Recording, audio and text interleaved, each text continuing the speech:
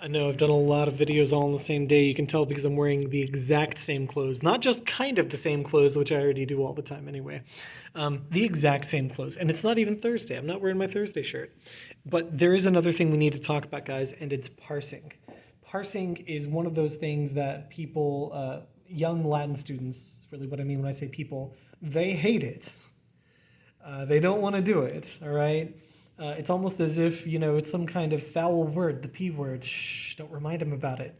But in fact, it is something that we need to understand and think systematically about. And actually, that's really what parsing is, it's thinking systematically. A lot of you guys are having trouble with this, and you probably don't even know the term yet.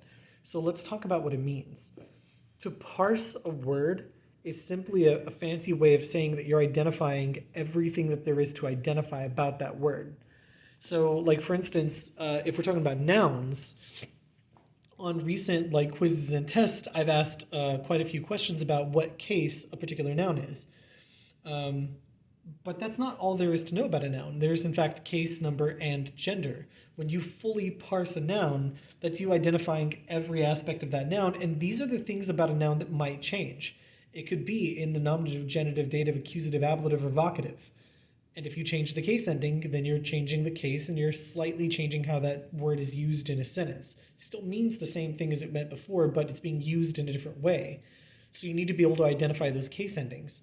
Number just means singular or plural. And again, if you change that case ending, you might change whether you're talking about, one cat or many cats, right?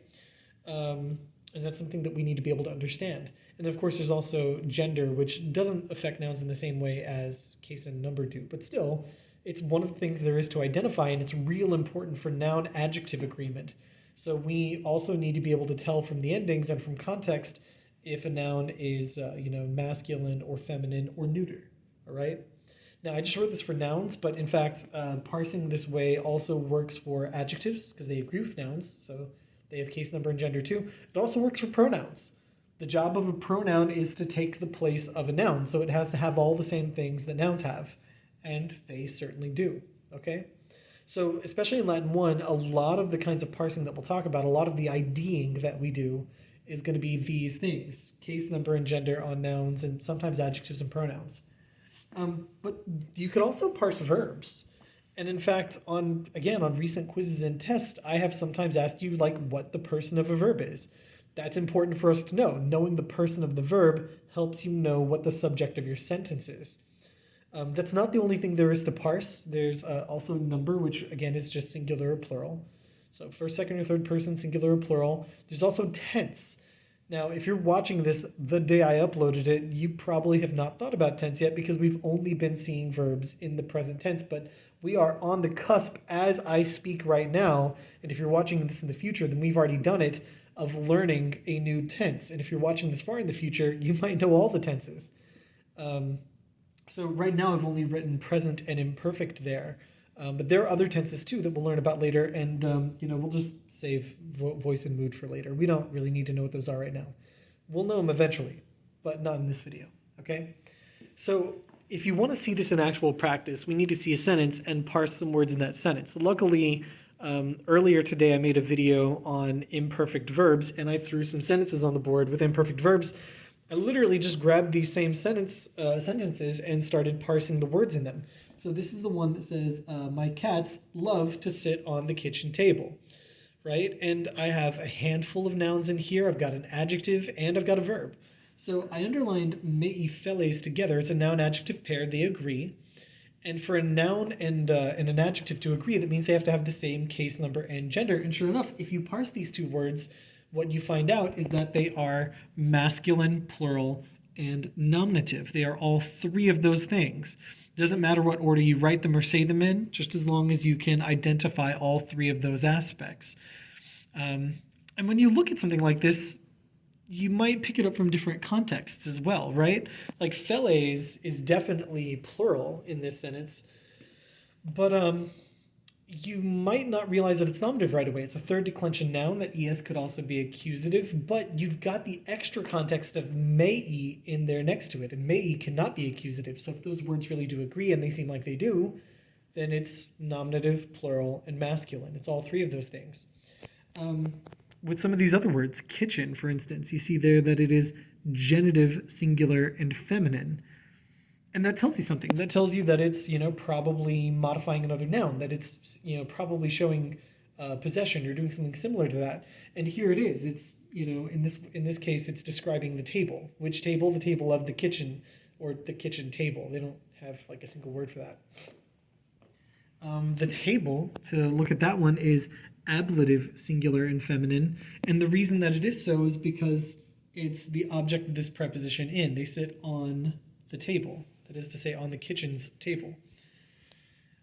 So that's how you would do that. Parsing nouns here is identifying the case number and gender of all the nouns that there are in there, which that's now done for this sentence.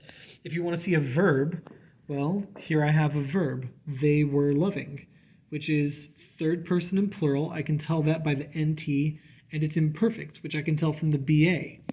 And that tells me that I'm not just saying to walk. That tells me I'm saying they were walking. They, because it's third person and plural, and were walking because it's imperfect. And being able to parse this verb and identify these things about it helps me say it correctly, helps me translate it as they were walking instead of just kind of haphazardly throwing the word walk in here in some way that doesn't make sense. All right?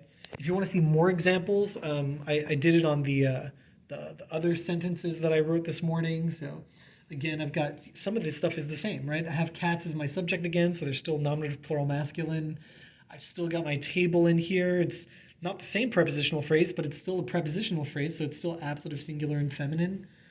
I've got a new word in here, illos. This is a pronoun here referring back to the cats. And you'll notice it ends in os because it's an accusative plural masculine. It's the direct object here. And in this sentence, I have two verbs and not one because I have a conjunction. I have two ideas going on. So the main idea is the cats were weeping. And because the cats are the subject of this verb down here parses the same as ambulant did in the last one. Excuse me, ambulabant did in the last one. Got to get that BA in there for the imperfect. But I have another verb in here too.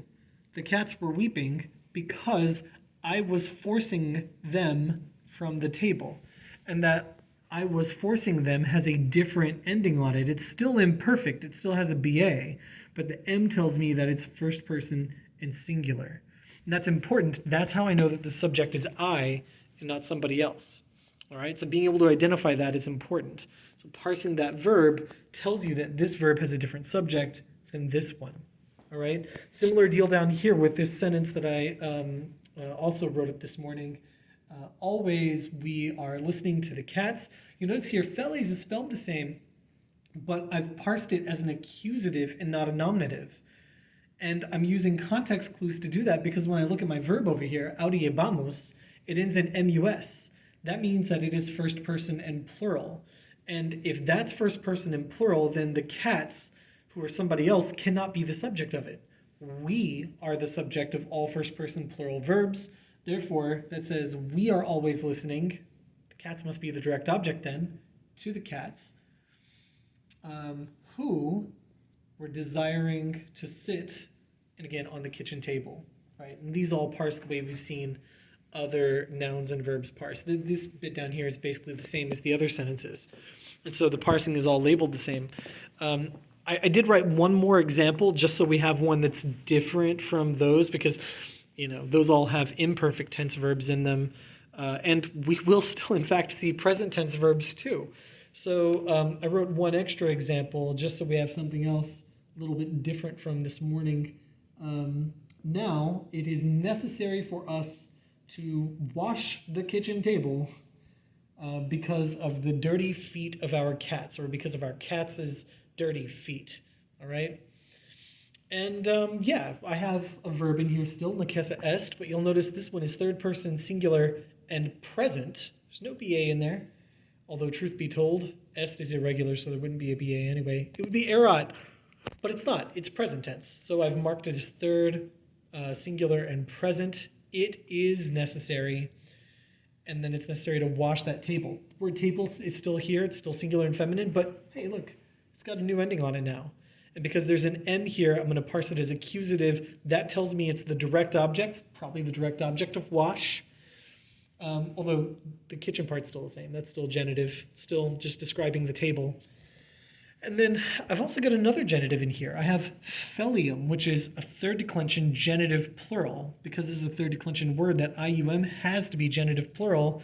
And it's because it's showing possession over the dirty feet, the sordidos pedes, which are the object of the preposition here, propter. So I know that's real fast and that's kind of a lot of information, but it's showing you, number one, what parsing is and also why we do it, okay? And this obviously overlaps with a lot of the other videos. It overlaps with the video we did on cases and verbs. It's just going into a little more depth with, kind of longer and more varied examples. Anyway, hopefully that helps because I know some of you guys are struggling with that right now. And as far as I'm concerned, hey, let's struggle right on through it. Let's engage in this. And if you have questions, keep sending them at me. Some of you guys have been great about sending me questions. A lot of you guys are staying quiet, but I know some of you guys who are staying quiet have questions. Don't be afraid to ask, all right? Especially in this class where so much of what we do is to learn by doing, all right? So let's do it. Bye.